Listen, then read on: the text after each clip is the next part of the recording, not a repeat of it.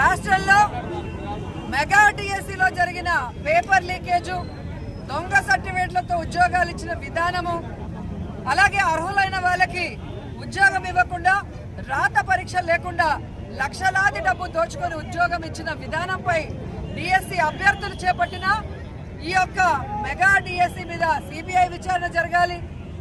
ఈ పేపర్ లీకేజ్ని అలాగే దొంగ సర్టిఫికేట్లతో ఉద్యోగాన్ని ఇచ్చిన లోకేష్ వెంటనే రాజీనామా చేయాలి. అలాగే అర్హులైన వారికి మళ్ళీ ఉద్యోగాలు ఇచ్చే విధంగా వారు చేసిన తప్పుల్ని సరిదిద్దుకోవాలని చెప్పి వైఎస్ఆర్ కాంగ్రెస్ పార్టీ డిఎస్సి అభ్యర్థులకి అందరికీ సపోర్టివ్గా చాలా రోజులుగా మరి అండగా నిలబడుతూ ర్యాలీలు, నిరాహార దీక్షలు, అలాగే టౌన్ హాల్ మీటింగ్లు పెట్టి ప్రభుత్వానికి చేరవేస్తున్నాం.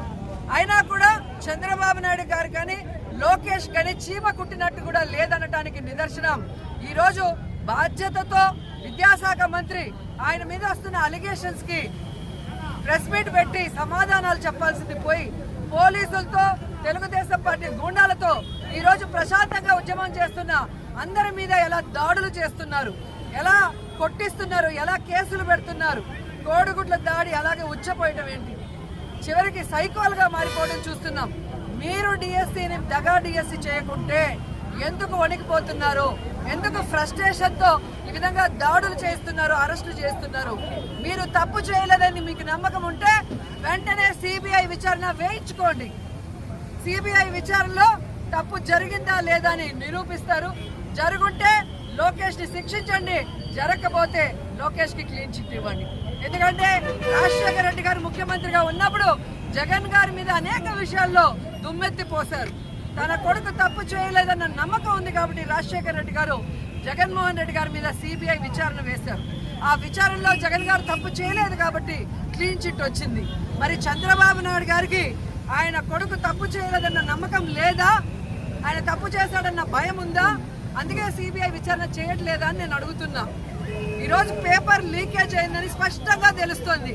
ఈ పేపర్ ని ఎవరైతే సెట్ చేస్తారో ఎస్సీఆర్టీ, అందులో పనిచేస్తున్న నవీన్ కి ఫస్ట్ ర్యాంక్ ఎలా వచ్చింది? ఫస్ట్ ర్యాంక్ వచ్చిన వాడికి ఉద్యోగం ఎందుకు ఇవ్వలేదు? దాన్ని బట్టే పేపర్ లీకేజ్ జరిగింది అన్న విషయం స్పష్టంగా అర్థమవుతుంది.